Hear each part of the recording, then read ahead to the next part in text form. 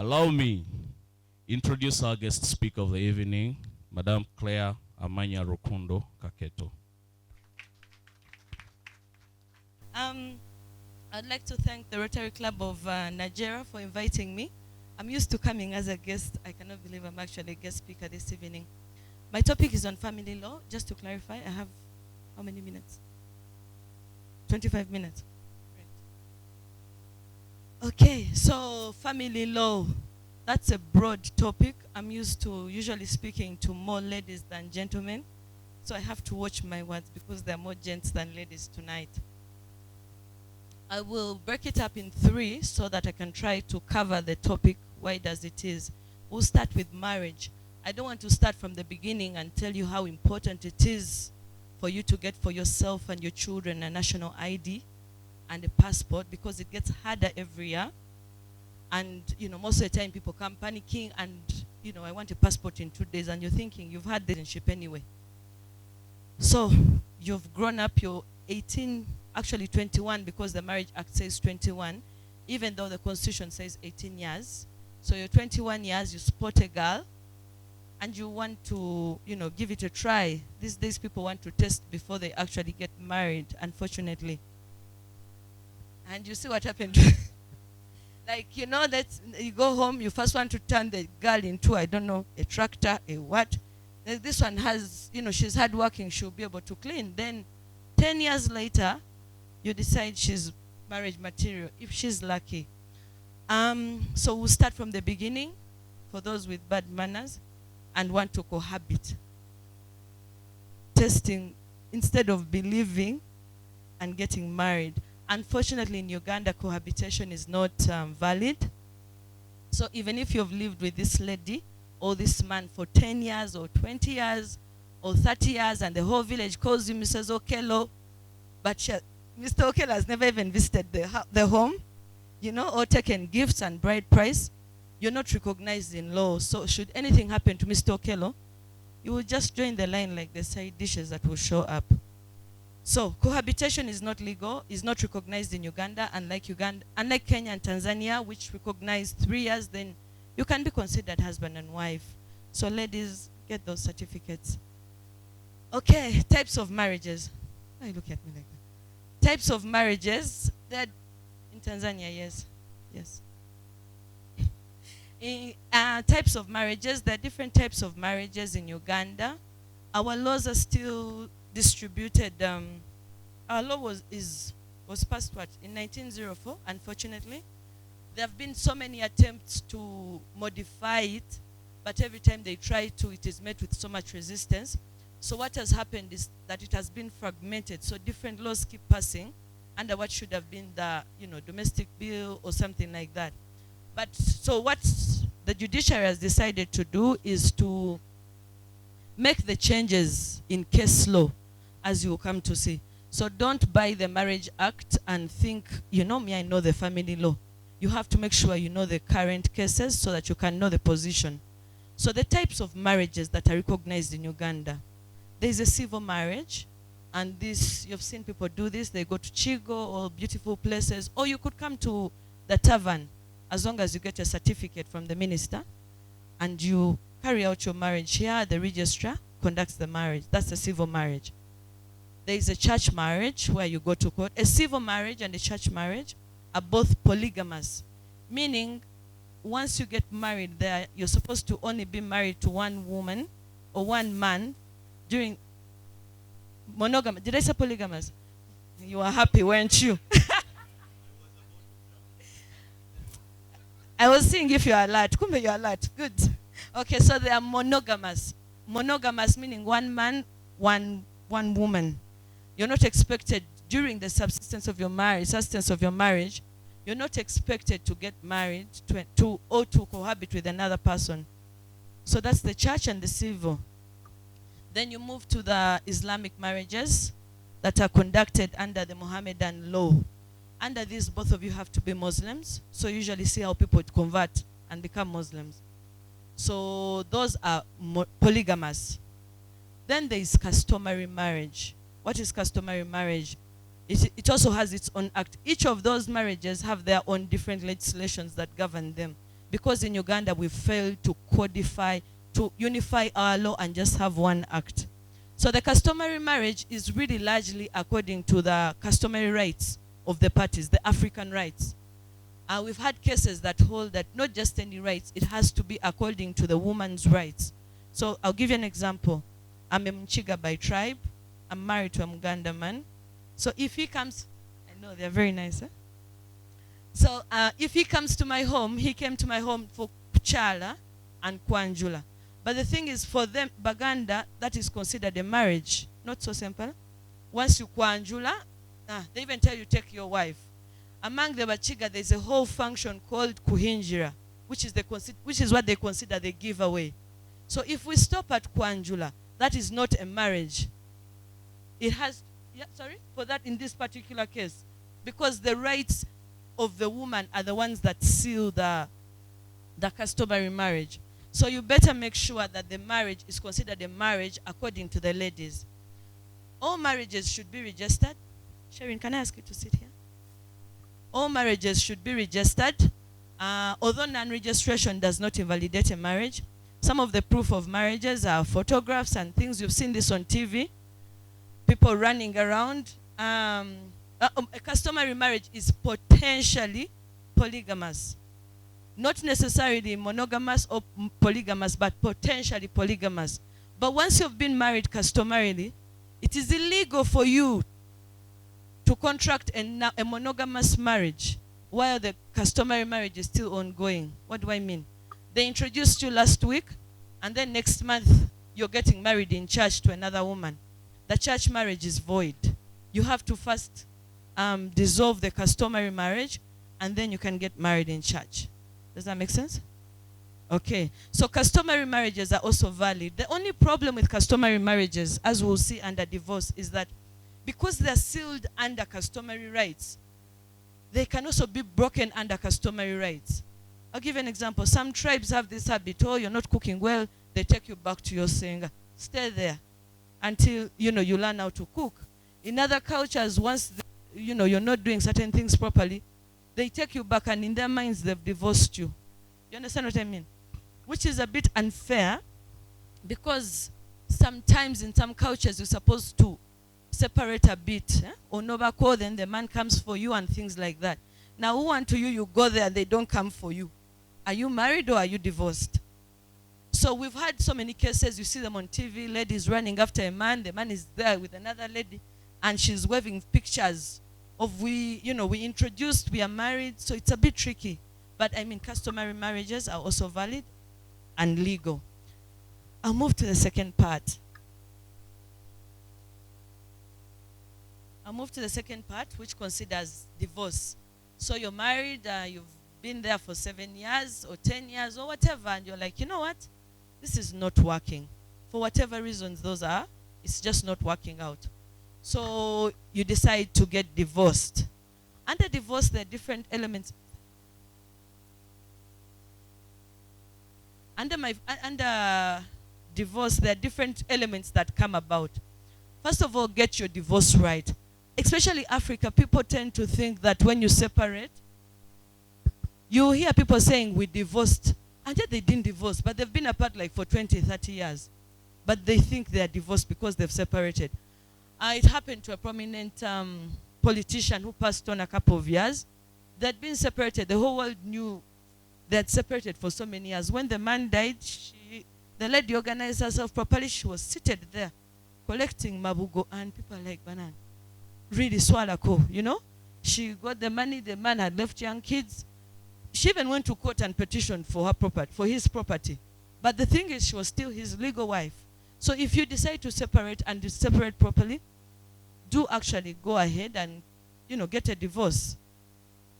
What are the grounds for divorce? There are various grounds. Like I said, if you read the Marriage Act by itself, you may be mistaken. According to the Act, it says that previously, what used to be the position? The grounds are: 1, adultery, the different types of adultery that the law considers: incestuous adultery, adultery during marriage, different things, but adultery, cheating basically. Then there is cruelty. What is cruelty? You don't have to beat and, get a stick and you're almost killing, then proof is a, swollen eye. No. Cruelty can be that, physical battering, or just the threat to life. When you feel like this man is going to kill me, Cruelty can be verbal. Cruelty can be stretched as far as denial of sexual intercourse. That is cruelty. That is cruelty. Also, it has been held that you're mistreating somebody. Then there's desertion. When you abandon your matrimonial home for whatever reason, not Rotary like this, but like you go off without any explanation for extended periods of time. Someone will go to court and say, I don't know where my wife is, and I think I have a right to move on with my life. So previously, the law used to say that men could pick any of those grounds. Just one was enough, adultery, over cruelty, and get a divorce from the woman. But women had to prove all the grounds before you could get rid of that man, which was a bit unfair. So the Association of Women, FIDA, went to court and took the Attorney General to court, and it was held that that law is discriminatory and unfair. And now the position, which has been considered in many cases, like the Speciosa case and many others, are that any one of those grounds can work, and women don't need to prove all the grounds, just as men don't need to prove all. Just one will hold. The interesting thing that is trickling in now is, if you watch movies, Europe and all those countries, they won't even have a ground. They'll just say irreconcilable differences. You've heard that. And you're thinking, what are irreconcilable? Like, we don't match. And you're like, you don't match? Yeah, like, as if you didn't know that when you were getting married. So for them, they'll go to court and say, we have irreconcilable differences. I don't have to say you are cheating, but just irreconcilable differences, and we can separate. So basically, it's coming up. If you read some of the judgments these days, you'll see, yes, they've proved adultery and things like that, and also irreconcilable differences. I wouldn't be surprised if it turns up, as a strong ground in the coming years. So divorce. Under divorce, different things come up under divorce. If you have children, there'll be an element of custody. Who's taking the children? Previously, the position always used to be assumed that women have to take the children. Not necessarily. Men are fighting for their children these days. A person will come to you and say, yeah, my daughter is 2 years old. I want my daughter. I've taken care of this girl. I bathe her. I take her to hospital. I can take care of my child. And I actually want you to fight for custody, which is totally amazing. So it means that the law, I know there are all these stories and cases and things like that, but what it is right now is that anybody can get custody of the child. All you have to prove is that you meet the welfare principle. The welfare principle, it comes to children and anything that touches children, whether it's custody, adoption, you have to prove the welfare principle. What is the welfare principle? That you have the best interests of the child at heart. We're talking educational, psychological. It's not just about money. And it's not, some men tell their women, stay home, don't work. And then when it comes time for custody, the first thing is she doesn't work. She's just seated. Yeah, it does not mean that just because you don't have a job, you cannot get custody. Because, the person can contribute, or you can go back to work as well. So, so basically custody is open now, and it's not, as people have always assumed, only for one sex. There's an element of, so apart from custody, you will be dealing with the issues like division of matrimonial property. Previously, what was understood was, I bought this land, yes, she's maybe a housewife, or she earns much less than I do, or vice versa. And so this property is mine because it is in my name. Not anymore. Case law has now come up to say that property should be divided. Yes. If you acquire property during the subsistence of your marriage, while you're married, whether you acquire it individually or jointly as a couple, the issue of contribution will be considered. How much did you contribute? I'm not talking about monetary terms only. It is, while you were working, I was at home ironing, and these examples have been given in cases. I was at home ironing, I was looking after the children, I was doing ABCD, so I contributed.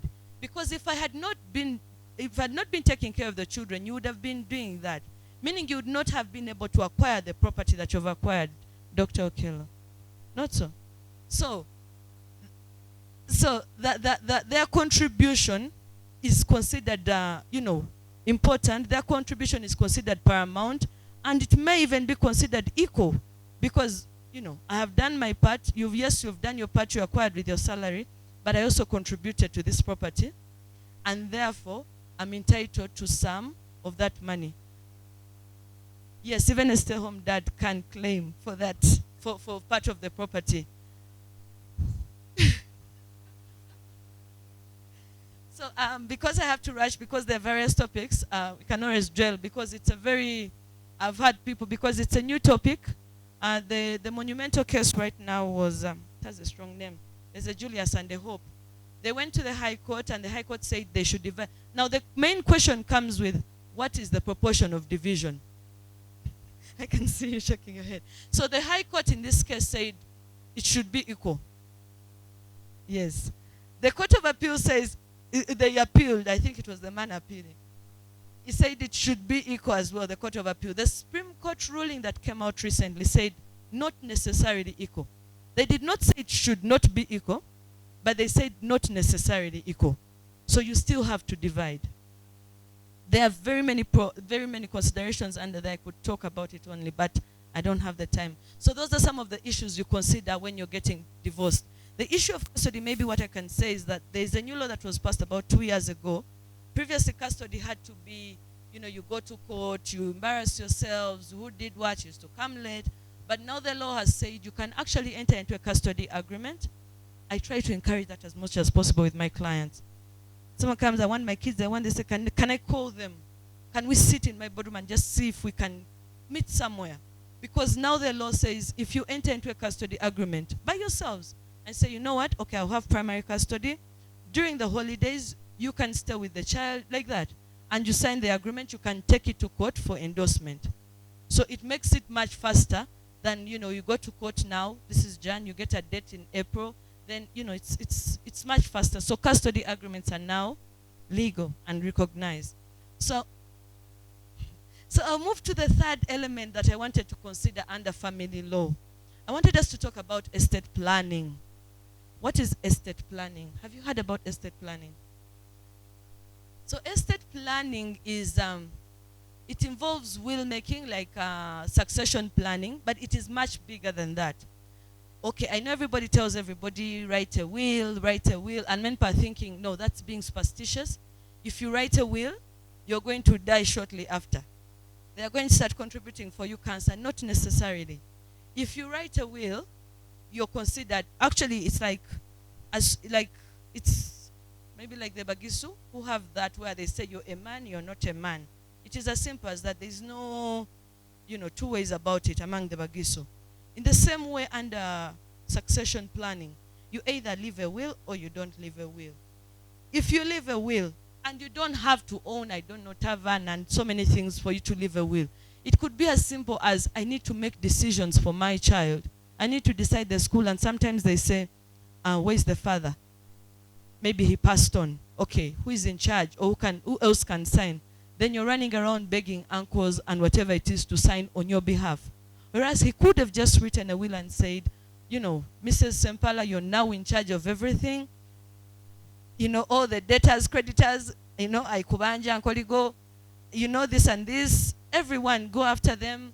Do this and this. I have this property. I have these children.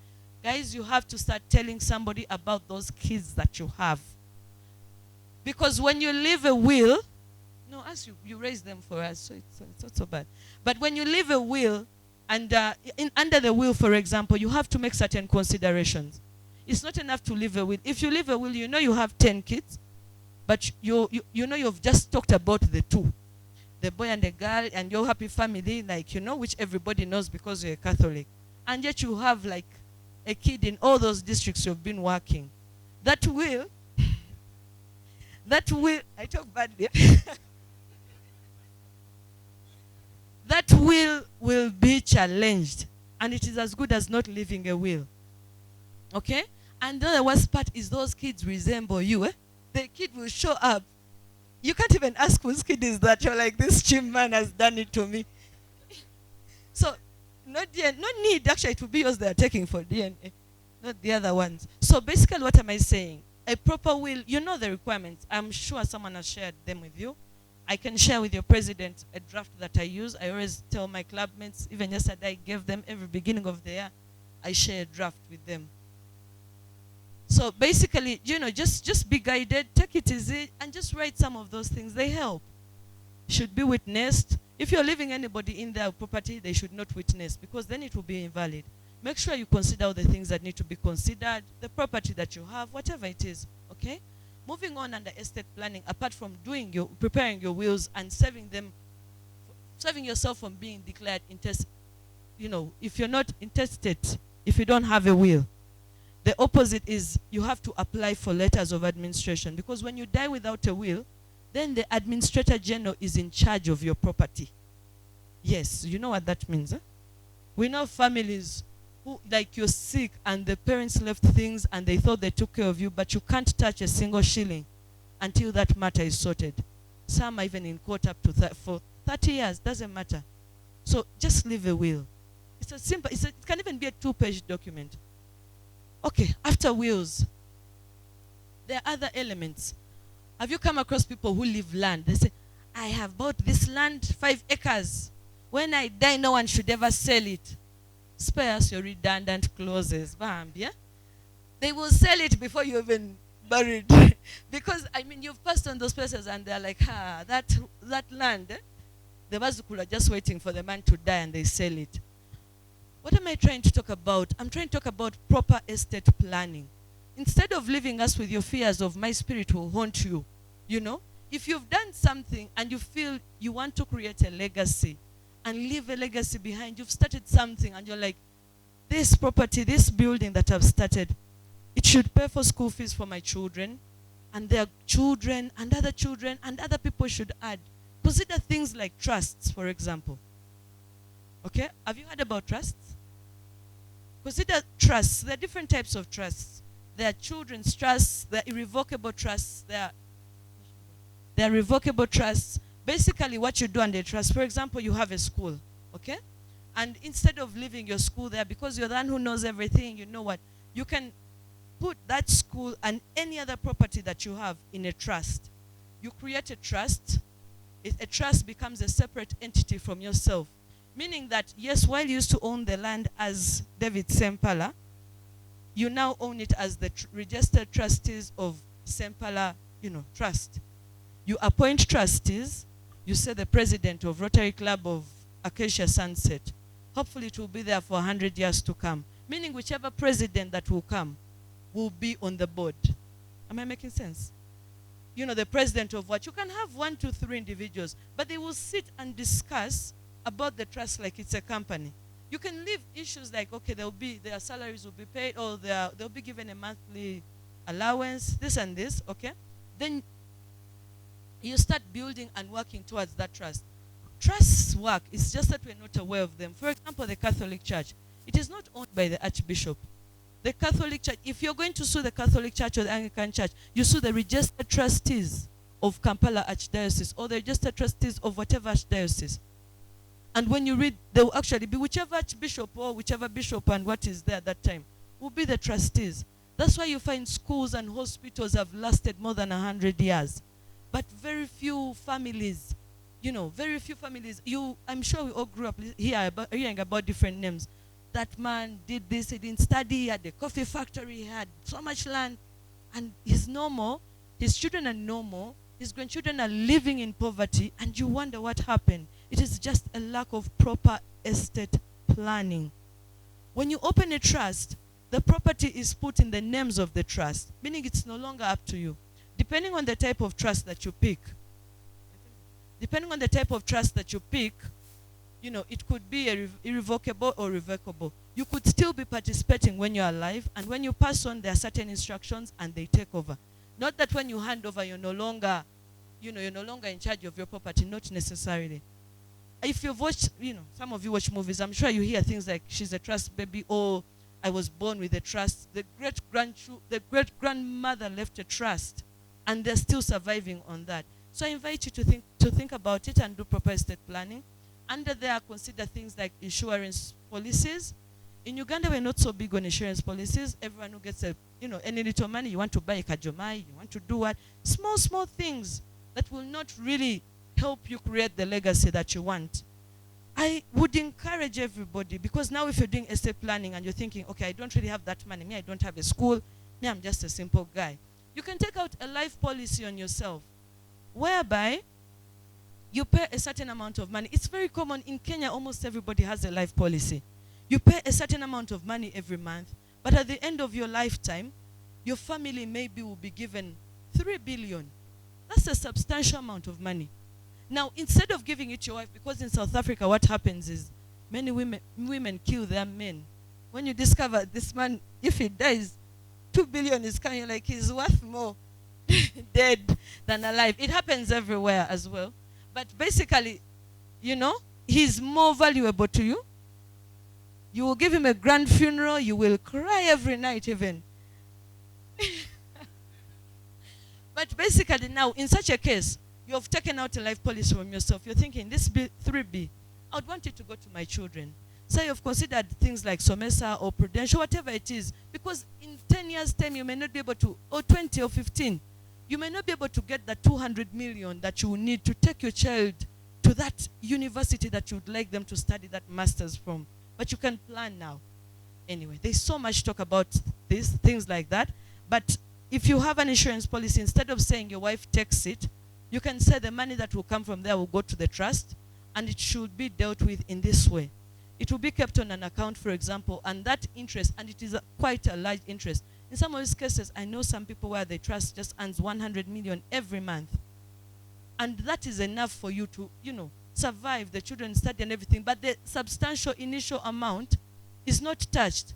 So the children will study, the grandchildren will study, everybody will be okay. Then you will have left a legacy. Not leaving this plot and say no one should sell it. No one should sell it when people are dying of poverty. So my kids are not going to school, but I'm there. Send your spirit all you want. Okay, so consider things like advanced medical. I'm sure I'm out of time. Consider things like advanced medical directives. A DNR. You know what a DNR is? Exactly. Do not resuscitate. We have cases, I know people don't want to think about things like that, but you have powers of attorney, for example, medical powers of attorney. When you say, you know what, if I ever get really sick and I'm on life support, we are Africans. You don't want to imagine that you've killed the person, you've taken them off, even though keeping them alive is going to put you in debt that you will not pay for so long. You're selling property that could have helped the child. If you're still sober and you sit down and you're writing a will, you can leave such directives. If I'm ever on life support for more than, 3 days, take me off. If there's no hope of this and this, take me off. You can appoint somebody in those medical powers of attorney or advanced powers, there are different types, and say, so-and-so and so-and-so will make the decision. And they will make a logical decision, not a personal decision of our father or my husband. They will say, you know what, instead of selling or mortgaging the house, you need this house. Instead of doing that, we'll make the decision, okay, doctors, what is the prognosis here? How bad is it? You know what, he gave us his powers of attorney for a reason. This is our decision. President, I'm going to stop there, but that is basically largely it about family law. Thank you very much for your attention.